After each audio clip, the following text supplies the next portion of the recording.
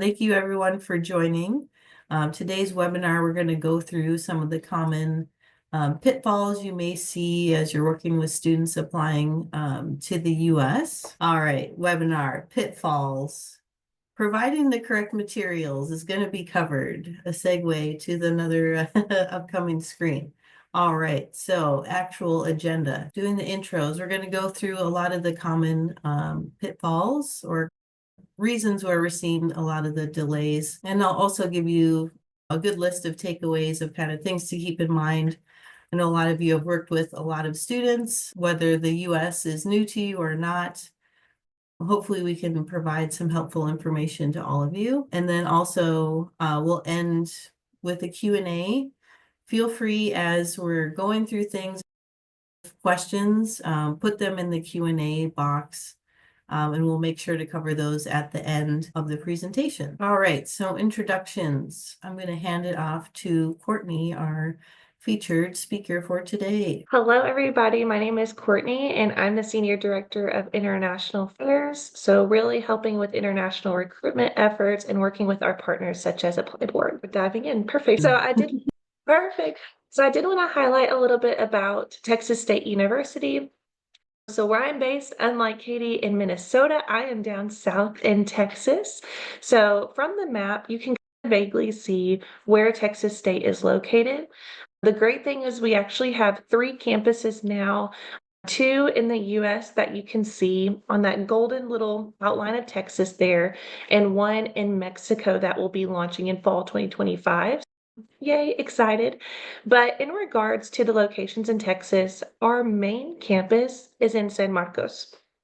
So this is the perfect destination in my experience because it's between Austin, which is about 30 minutes north, or you can drive 30 minutes south or even around 35 and be in San Antonio. So they're both very large cities with a lot of companies within those areas, and San Marcos is situated right between them, and it's the perfect family destination as well. A lot of young families and students who are on the campus continue to live in the city of San Marcos after graduating, so it is a really nice young and vibrant community. Right now, we do have over 40,000 students, so our campus is very vibrant. We are a public one university, so we currently have 180 buildings on our San Marcos campus. So we would love to be able to welcome your students to a campus that supports international students both on our San Marcos and our Round Rock campus that you can see down there is based a little bit above Austin. It is a smaller campus, but just know both resources when it comes to our immigration support, when it comes to student health services, dining, etc., are available on both campus. So just know your students would be supported wherever they decided to go based for Texas State. All right, thanks, Courtney. Moving on. Just a reminder again that a lot of these things we're going to cover are going to be kind of application mistakes in general, but really the hope as an ApplyBoard partner is that we're going to be providing you a lot of the great ways to keep track of this information, and really using our platform can help you hopefully avoid some of these mistakes. So again, just a reminder, really utilize the platform as much as possible for keeping track of a lot of these things that we're going to be going through. And if you want to see more information about Texas State, they're one of our wonderful partners that's on the platform. Perfect timing with the link that if you want to head over to their page, there's the link in the chat right now. So to start, common pitfalls, just the application in general. It's common as you're working on an application, mistakes can happen just with the inputting. So I'm going to hand it over to Courtney. Can you go through some of the common things that you're seeing for the mistakes just with the application itself? Yeah, I have a few points. So this is perfect. So like you said, if students or even partners are assisting their students and enter something wrong, don't panic. We're able to easily fix it. But again, like Katie mentioned, that does delay the process just a little bit because we have to go in and manually update it. So if a student types in their name wrong, I see a lot of birthdays that are typed wrong because in the US we have to be different. So we do month, day, and year where, some countries switch the two. So students, not understanding that will sometimes just put their normal birth date. from their home country, and therefore we have to go in and change it to the format that we utilize here. So that's a common one that I see. But if you ever experience that, please let ApplyBoard know. Like Katie said, we do work very closely together. So the quicker you can inform ApplyBoard, the quicker they can get to us so we can go in and make that update for your student. Whether they're the undergrad, grad, or doctorate level, we have access to go in and make those edits. But typically, the biggest one when it comes just entering basic information, the one I've seen the most is the birth date or the phone number. With Texas State, we don't require the phone number as much, but we do have a section if students want to put it, they can. And with the United States, we do the one, etc. So sometimes students will enter or try to fit in their phone number to match our format as well, but it is not a mandatory requirement. So if it won't fit in the box, you can encourage your students, hey, just disregard that. It's not really needed in the Common App or Apply Texas. They could skip that section. But if they wanted to or have a US phone number, they're more than welcome to put it. But the most important one I would highlight is that birth date. All right. Any other ones on there that you see? I know one thing I get a lot of questions about of that we think it's complete, but it's actually not complete, and that kind of back and forth. I think that's another good one to highlight. Yeah, that's a great point. And this actually happened to me this week. So a great example is a student was telling me, hey, Courtney, I submitted my Common App application and I kept looking and looking on our side and I was like, oh, I can't see it. So I ended up having a Zoom session with the student. Turns out in the upper corner, it said application pending in terms of like the student was still fixing it. So what happens a lot of the times, especially in Common App and Apply Texas, is it does like the little check marks as students complete everything. Sometimes when all the sections are completed, at the very end, the students fail to click submit because they're seeing all the checks like, oh, I've already filled it out. I've done what I needed to, but they never click submit. Technically, they never submitted the application.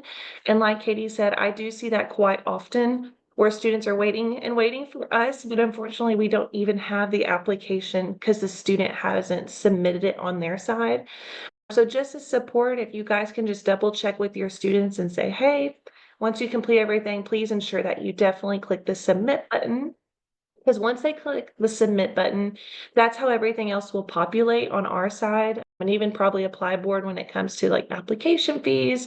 Here's a link to upload documents. So the rest of the process wouldn't be able to continue until that student clicks that submit button. So that's a really good point you brought up. All right, moving on to the next one. You hinted at it with what you were just saying, but the payments, I feel like have I paid? Did it actually go through? Is the school seeing the payment? That can be another common question. Yes, very much.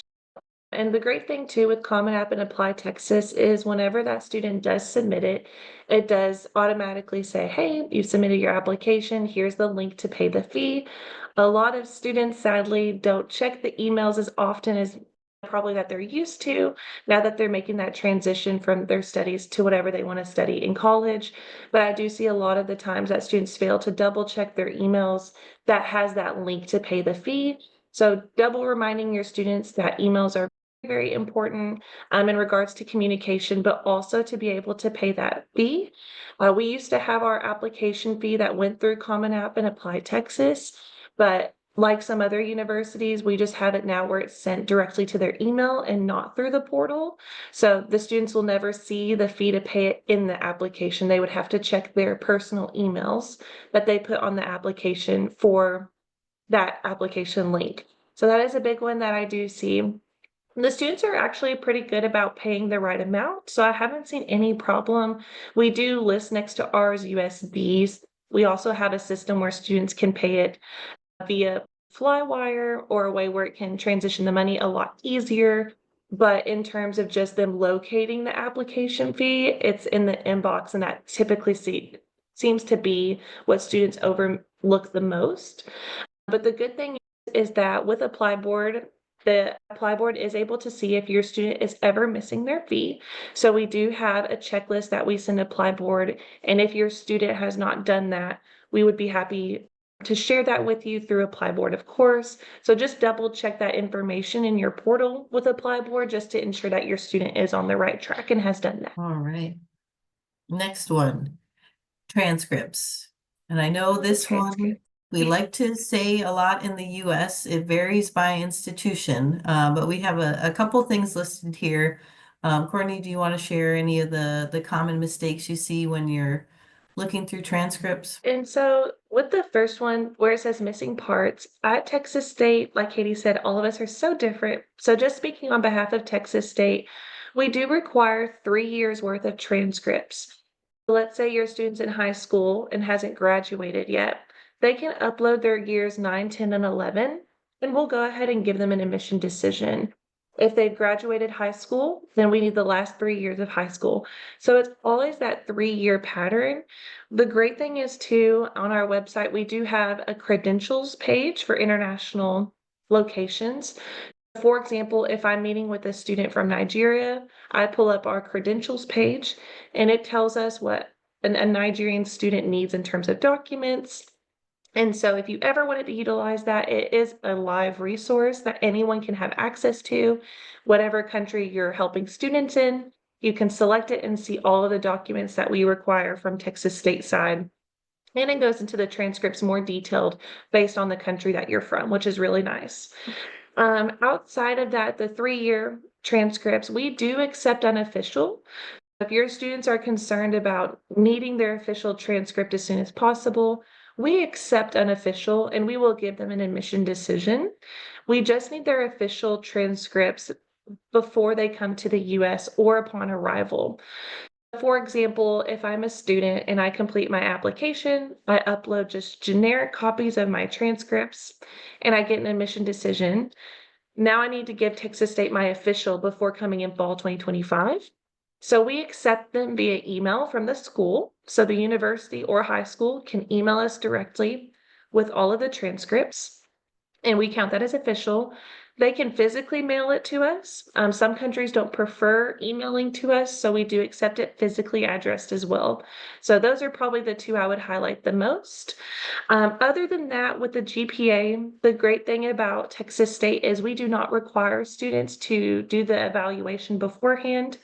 I know a lot of universities do require students to pay, like maybe West Accreditation or another company to calculate the GPA for them. We do everything free of charge because we issue the application fee, but we don't charge anything else after that. So don't let your students worry about having to pay to have a company evaluate it. Upload the transcript exactly like it is from your home country, and we take care of the rest. All right, thanks for all the info. I know one thing when I used to work in admissions, I would see a lot of the hold up be issues with names of maybe a student has 3 or 4 names and only 3 are showing up on the transcript, or maybe a student changed their name at some point. So again, as Courtney was saying, and I've mentioned, this is going to come up differently with each school, but just make sure and utilize the platform again to see if there's any naming conventions or any kind of particulars to make sure that you're following in line. But just know that in the position that I have and the rest of our team, if there's any of those questions where you need follow-up with our partner institutions, work with the different teams that we have internally, and we can make sure if there's any questions of if something's right, if that's the reason why things are being delayed, just let us know and we can connect with our schools to help with that. All right, the wonderful English tests. Have the scores been sent? Is it showing up in your Duolingo portal? All those fun things. Yes, this is a popular one that I get. So with the English scores, whenever a student takes it, I always tell them it's in your best interest to go ahead and select the list of universities that you're thinking of applying to or that you want to apply to, because like Katie mentioned, Duolingo will send the scores after they take the test. IELTS, TOEFL, all of them are designed the same way. I have a lot of students that do self-report. So just clarifying with self-reporting, the student will take the test themselves, take a screenshot or a picture of the test they've completed, and then they send it to us or upload it in their portal. So once we review that, we do double check to make sure that IELTS, TOEFL, any of those companies have sent the score to us. If they have not, then we tell the student you need to go back, log into your testing portal, and send them officially. So we don't accept self-reporting in terms of admitting them or denying them, but we do utilize the score to see, okay, they have taken an English test, had they submitted it from Duolingo, IELTS, etc., and we go and look for it. So you can have your student go ahead and upload the copy. Just please remind them that it is very important that they request that English testing site to send us the scores. It is digitally, so that will be really easy for the student, and it typically arrives in around 3 to 5 business days, if I'm not mistaken. So it'd make it a lot easier just having the student do it in advance, but that is the biggest question I usually get is, have you received my English scores? And then sadly, I have to tell them, yes, we have your self-reported scores that you uploaded yourself, but we don't have it from the company yet. So. Yeah, another one on there with the sub scores. I've seen this happen a few times recently where, yes, the student meets the overall IELTS score, but maybe some of their bands are a little bit low. So again, utilize the platform to make sure you're seeing that. Does the school have a sub score requirement? Are they just looking at the general score? Again, really utilize the ApplyBoard platform whenever necessary to double check any of those requirements as well. All right, essays. We were able to find a few more specifics here on all the issues or potential issues with essays, but Courtney, what are you seeing now with these recent applications and any issues with the essays? Yeah, so I would say with essays, the biggest thing that we're seeing, I was looking at the point here, and AI just keeps coming at me because it's so true that students will utilize ChatGPT. It is a part of our world now, so the students do utilize that, and you can tell just because with our departments, especially in at the grad level or doctorate level, they read through all of these essays that your students upload to make sure it's matching their program. So if there's a student generically talking about Texas State, typically it's not in their favor because they want to hear from the student why this program, why Texas State's program. So people can tell when students utilize this type of generation, but also a big thing I've been seeing is templates. Like maybe the student has been given a template from a partner and it's being shared amongst all the students, or the students are sharing the template amongst each other. And we can definitely tell that as well, because when you are reviewing a lot of applications, like Katie has experience with admissions, you can tell that the template that is more prominent.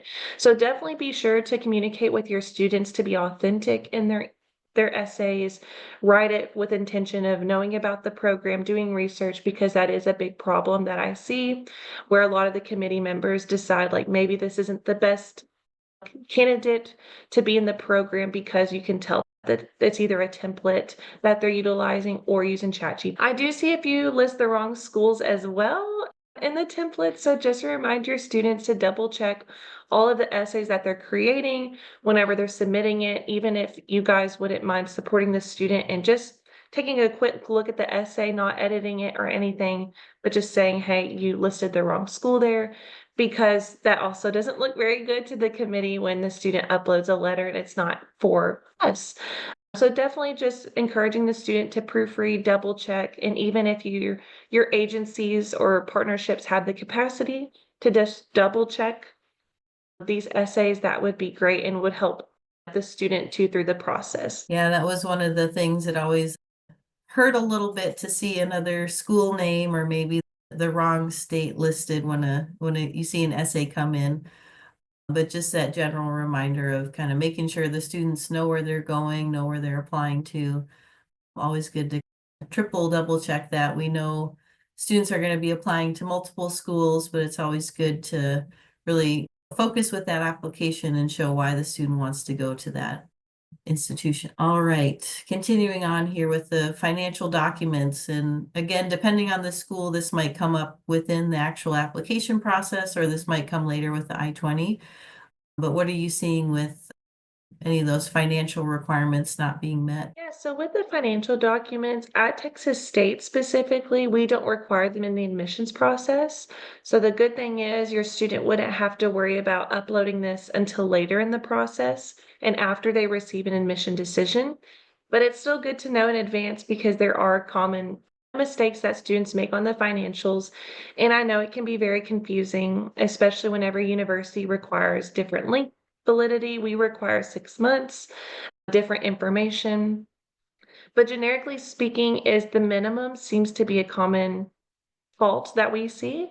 So for example, if a student's needing to show 40,000 US dollars to attend Texas State, which is an undergrad rate, typically students will, what happens is students also don't know that you can upload, for us anyways, multiple financial statements because we know not everyone might not have that amount in one bank account. So if my dad and my mom are willing to sponsor me, you can upload both of those bank statements and still have the amount to suffice the minimum requirement. So just re-educating students in terms of, hey, the financial document, you can upload multiple ones. And they can be from supporting members of your family. If they're from sponsors or other individuals who are help paying for school, a lot of universities will want a written letter from that company or that person stating, Courtney has access to my bank account. Here's the bank account information, contact signature. So that's just a common thing students don't understand. So I do have a lot of calls regarding financial documents. I don't see a big problem with length of validity, but again, just double checking that school requirement that your student's applying to, because all of them are different, but with us it's 6 months. And I was trying to see, other than that's probably the biggest one that I see the most is that minimum requirement when it comes to requesting the I-20. Great. All right. Continuing on. Letters of recommendation. This is usually a little bit more grad focused, but I have seen this happen with some institutions where they're very strict on this requirement. So have you seen or heard of any issues with letters of recommendation? Fortunately, yes. This seems to honestly happen a lot at the grad level, sadly, because at Texas State, what happens is when a student lists their recommenders, we do require 2 to 3, depending on the program. We email each person individually. So if the student lists someone and that person never responds and doesn't provide that letter to us directly, the application will never be completed. So the student is thinking, okay, I uploaded my 3 recommenders contacts. Texas State is going to get all the letters. And then the student never follows up with their recommenders, and therefore their application is denied because they have an incomplete application from just waiting for the letters. And unfortunately, they never come. What I do like to tell students is if within a few weeks, if you don't see your recommender has sent that letter, request somebody else to write the letter. We can always edit your application for you and for your students, and we can change the name and send an email to a new contact. So I tell students, definitely don't waste time. Make sure you're finding someone who has the capacity to write the letter for you, because if it is late or if it's incomplete, the graduate committee, like Katie says, is very strict, and they will not make exceptions for that. So definitely just communicating to your student, finding people who are willing to write the letter really quickly, because we email them directly as well, that they need to list a contact who is very responsive. And that way, if maybe the individual's not responding, the student will have access to a portal, a Texas State portal, and they'll be able to see if the recommenders ever sent their letter. So the student is up to date if we have received the letter from the recommender or not.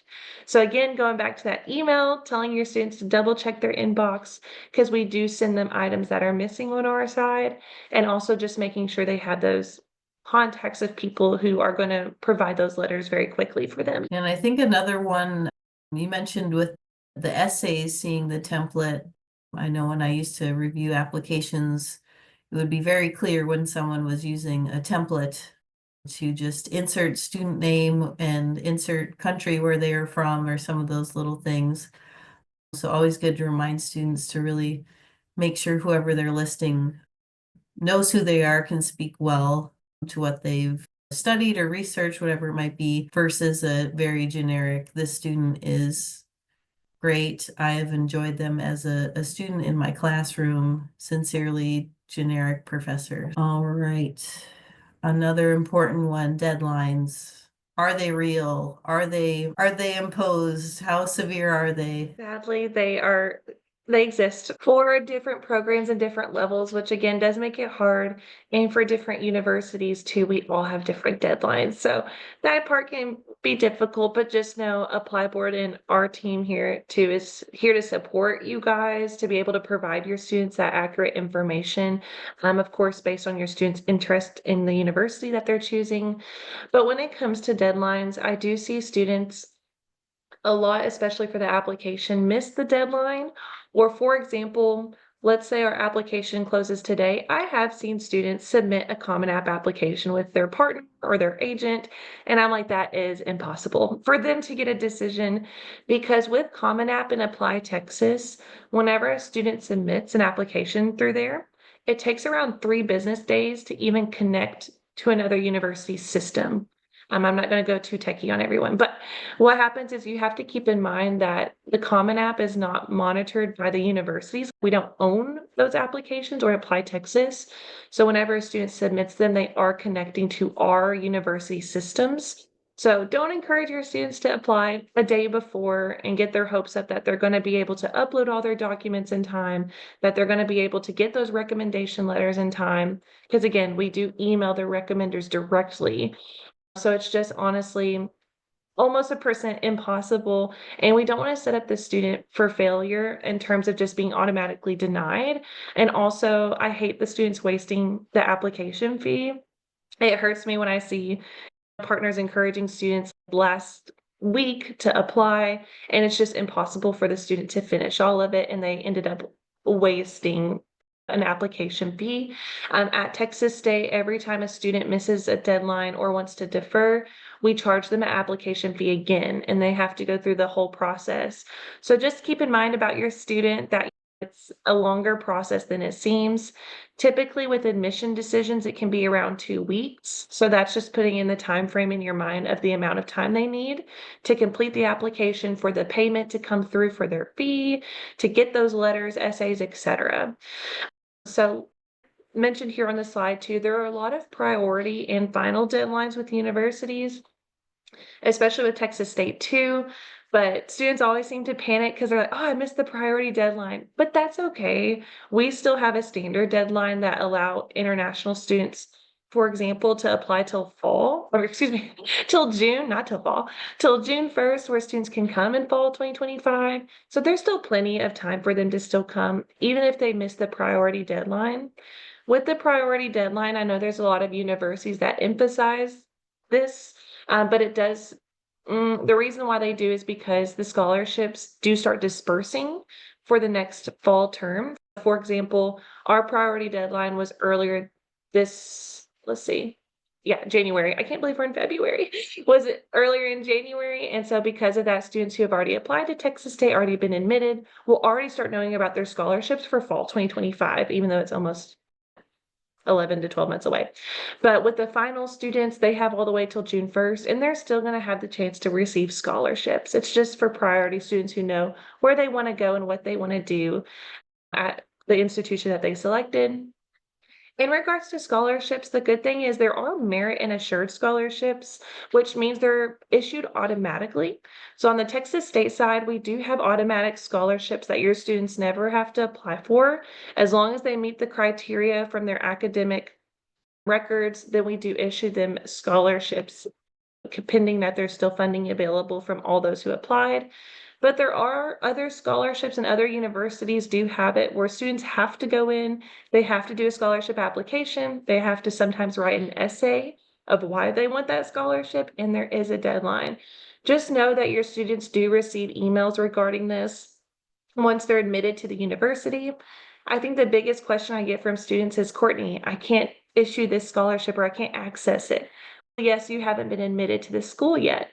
So a lot of students are trying to be prepared and go ahead and start completing scholarship essays, applying, but they physically can't until they've been admitted. So just reminding your students to focus on the admissions part, and that way after, whenever they're admitted, then they can pour their focus and resources into those scholarships that they need to apply for.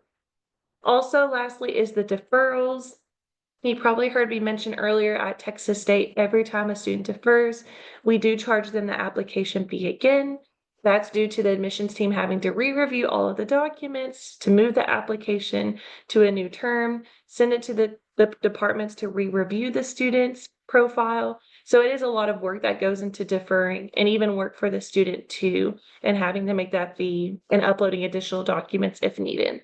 But just know if the deadline is passed for the term, then we do send them an email informing them that the only option that they have is a deferral at that point, if they want to. Sorry, that was a long one. It needs to be a bit, I think, because you forget if you miss a deadline, how much potential time might be added to the student's journey, especially for some institutions. Maybe they only have a fall start for undergrad, or certain programs only start in the spring or the summer. So it's a really good reminder to really be watching all of these deadlines and keeping it in mind too, of maybe the deadline also impacts another component of the application, whether it's the scholarships or graduate assistantships, whatever that might be. So it's always good to plan ahead as much as possible and keep the students' plan in mind and make sure it's realistic for if you're trying to get in that last minute application, is it actually going to have the potential to succeed, or is it better to wait for focus on that next term? All right. Before we get into kind of key takeaways, I want to see if the chat would want to share if we may have missed anything. If anyone is brave to put into the chat any other things that have caused delays that they have seen, or any other clarification perhaps with the application process, throwing it out there to anybody who wants to be brave and put it in the chat, and we can put Courtney on the spot. What is the GPA accepted? Is that a question specifically for Texas State? I'll assume it is for Texas State specifically, Courtney. All right. What are the Gap? GPA minimum? Oh, GPA. I thought it was like gap years. I was like, oh yes, we do accept gap years. Anyway, It could be so this both. Open it up for both. I'll do both then. So we do accept gap years. So if you have any students who are concerned about maybe after high school, they worked for a while, now they want to go to college, or in any scenario, they might have a period where they took a break of some sort, we do allow students to apply for gap. So no need to worry about that. We encourage students to continue their education. So we would love to have them. In terms of the GPA, Texas State honestly is a little complicated when it comes to the GPA, because we do it by ranking. So what happens is, let's say I'm a student from Nepal and I have all of my transcripts that I send to Texas State. Texas State is then evaluating every single class, because in Nepal there's a different grading scale than in the US. So our admissions team is converting that to a US GPA scale. So what happens is, after they convert your student's GPA to a US GPA, that then allows them to see, okay, do they meet our ranking scale that we have listed online? If they fall within a certain ranking, then that means they get to be admitted to Texas State. I encourage students, typically, if they're still confused, and still, of course, it can be confusing with a ranking system, but what happens is I encourage partners to, with students who are doing the master's level, to have a 2.75 or higher. That is the minimum that the programs will accept. Some programs, like computer science, which is super competitive at Texas State, or data analytics in our business program, those require a 3 out of 4. So that's the master side if you're just wanting a straight up answer in terms on a 4-point scale. When it comes to undergrad, it can be a little tricky, just because if a student's GPA falls a little bit low, so let's say you have a student who has backlogs or they have some failures, and because of that, they might have a 2 point. That's not as good for the student, because we do want a higher GPA than that, like around the 2.8 to 3 range. But sometimes students have a low GPA, but they do wonderful on the SAT, right? Maybe they just had a hard time in high school. They went and took the SAT test and it blew out of the water. We would still, sorry, blew out of the water is probably an expression. They did really well. So the admissions team would still utilize the SAT and the student could still get admitted. So those are just examples where, yes, the GPA is a little bit lower than what would be required, But we still give students a chance by uploading an SAT if they have it and they do, really great scores on it. The backlogs, how many backlogs accepted for the application process? We don't have a specific number of backlogs just because every country's backlogs are weighted differently. Also, depending on the university or high school the student attended, their grading scale for that school could also be different. So what happens is we don't have a minimum backlog. We do calculate the backlogs though in their overall GPA. For example, if I started with a 4.0, which is the highest GPA I can have in the US, and then I went and counted my backlogs, they would be against that. Every university also, I know everyone hates this answer, but every university does calculate backlogs a little bit differently. I did work at an institution where a certain amount of backlogs canceled out. At Texas State, they do count the backlogs against the GPA. Some universities will have the grace of not counting every backlog if the student improved that test in that certain, or the, what would you say, that GPA in that certain subject. Other universities do count every single backlog that the student gets against their GPA. So just keep in mind, again, there isn't a set amount that we have, but we do account all of them that the student accumulated onto their GPA. All right, I'm gonna move to the next slide. I appreciate everybody for adding some things in there. We'll cover as many as we can when we get to the Q&A. But I wanted to give just one kind of last slide here and let Courtney open it up for kind of key things to remember. Following up here is prioritizing the deadlines, utilizing your portal that Katie mentioned with ApplyBoard to double check those deadlines per the program.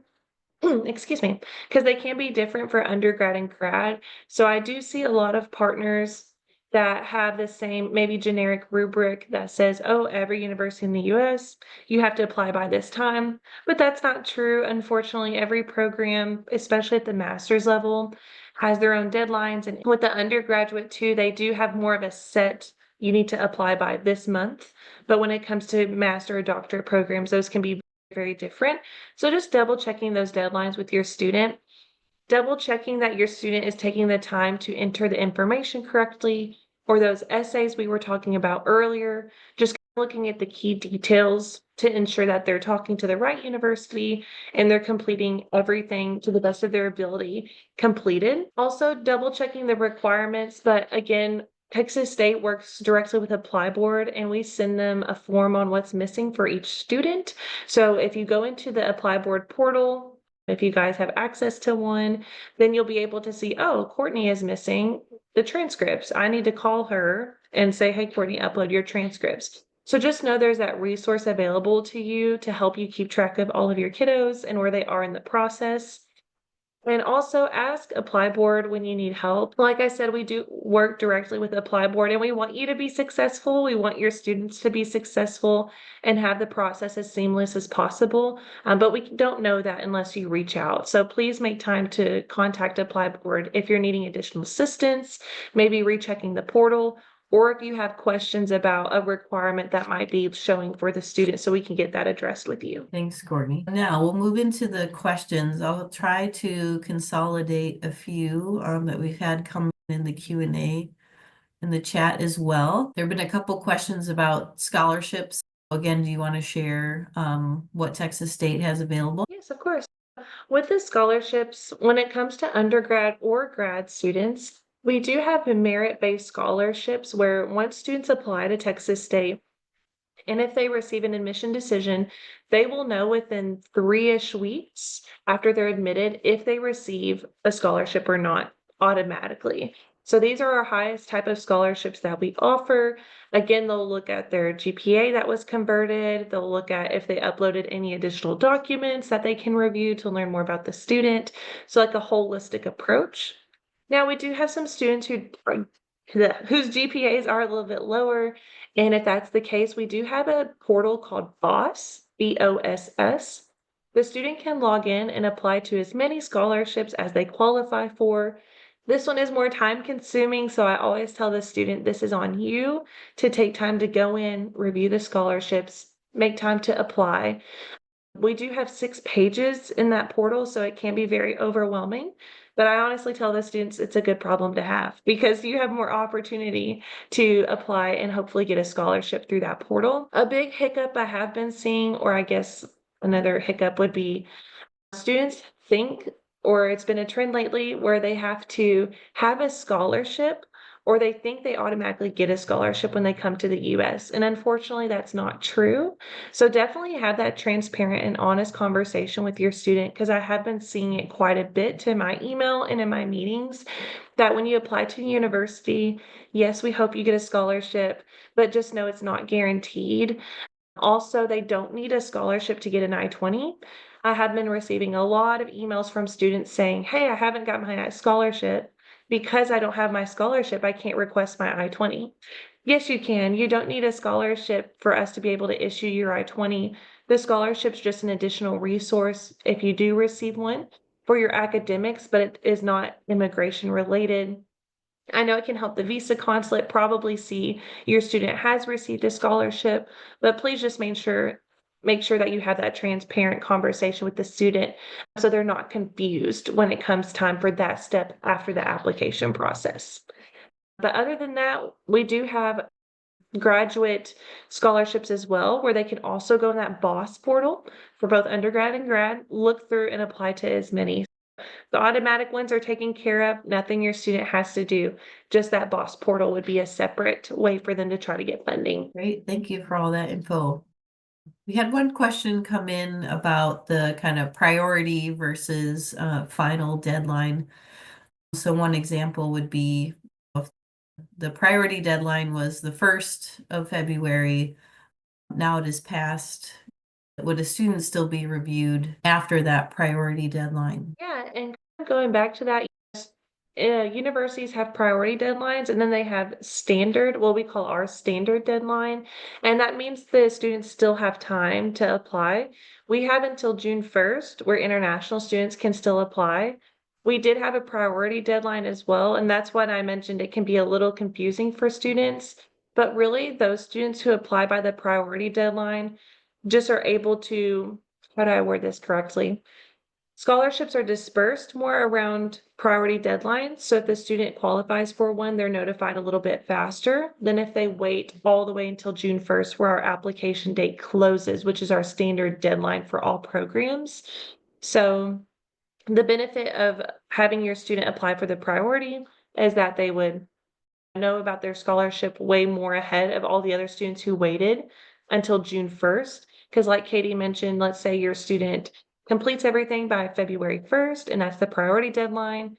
Then you have another student that waits until June 1st, which is our standard deadline. Then your priority student's going to know about their scholarships probably a lot faster than your other student who waited till the end of the year when financial aid is continuing or finishing up their scholarship disbursements. So definitely just keep those in mind. It's not a con or disadvantage, but it can be helpful for students who are wanting to have a better chance at receiving a scholarship since the funding from financial aid starts dispersing at the priority deadline and ends at the standard deadline. I hope that was helpful. That can get confusing. It's a good reminder. The priority doesn't mean the last opportunity. It's more, some institutions, they won't start even looking at applications until the priority deadline has passed. So again, if there's a school-specific question or any of that additional information, make sure you work with the ApplyBoard team to clarify if any of that's confusing. We have had a couple questions about deposits or other requirements for Texas State. Can you do a reminder of any payments that students might need to make before they're on campus? Yeah, so the great thing with our institution is we don't require tuition deposits and we don't require I-20 deposits. So we don't need any other funding. All we need is the $90 application fee, and your student will pay nothing else the entire time through the admissions process. The last thing that we need is when they request the I-20 is seeing proof of that, and they might have to make or upload financial statements showing additional funding. But in regards to deposits, we don't require any. Please note that it's not the same for all universities, just for Texas State. But yes, we don't require any deposits at all.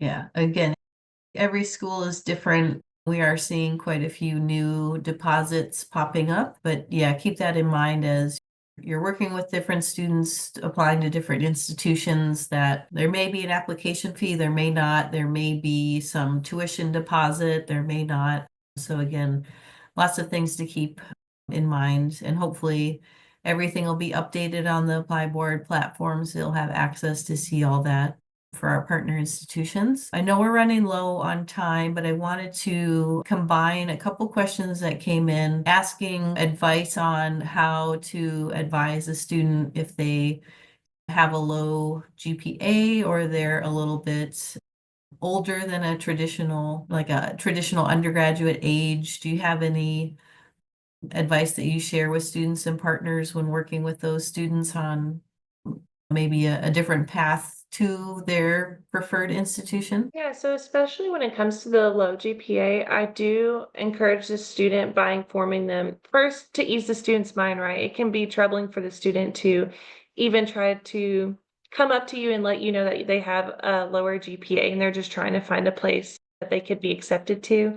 So really highlighting their scores when it comes to SAT, when it comes to their English scores, telling them to study and prepare as best as they can, because that SAT can still allow them to be admitted with Texas State, even if their GPA again is below that threshold I mentioned earlier. So just encouraging your student that not all is lost. Just because their GPA is low doesn't mean they still can't get into an institution, but that they might have to do additional tests that maybe if they haven't taken yet, or if they did take the SAT, a lot of students I have seen retake it and to get a better or higher score, and that way they can turn it into Texas State and still be admitted. I would encourage students to do that if they haven't done so already, or if they have taken it, encourage them to retake it to get a higher score than what they currently have. When it comes to older students, I would say that's completely normal. You'll see students from all ages going back for their second bachelor's, for students getting another master's, for those who've been working for a long time and just now getting their first time bachelor's. So being older and going back to college is not a big deal in the US at all. We encourage it. We want students to have their education no matter what point of their life that might be. So just reassure your student that it is normal and they would see other non-traditional students on campus too. We do have support systems on campus set up for students who are non-traditional, like Katie said, who might be a little bit older and need guidance through the process. So just know we do have those services for the student as well. And there are a few questions that I think are very student specific, so I won't get into those, but just a reminder for any of those student specific questions or some of these scenarios of would this student be a good fit for an institution, or hey, they have this GPA, where could they go? Just make sure you're working with your IRM or other ApplyBoard team members, and that information will eventually get to the PR team or some other folks that can help you guide that decision if, the platform isn't suggesting certain other institutions or you aren't finding something. Just work within the ApplyBoard ecosystem and we can make sure to get that information to you. One last thing before we completely wrap up, just a reminder, if you're able to, make sure you sign up for TRW. Would be great to have as many folks as possible attend there. And again, if you have questions about getting the ticket, work with your IRM to register there. And again, I see more questions coming in specifically about Texas State. Make sure you're checking out the link that we shared earlier in the chat, going to their page on the platform. There are two different pages with the different locations, but I think we have the San Marcos one listed there earlier in the chat. You'll be able to find it.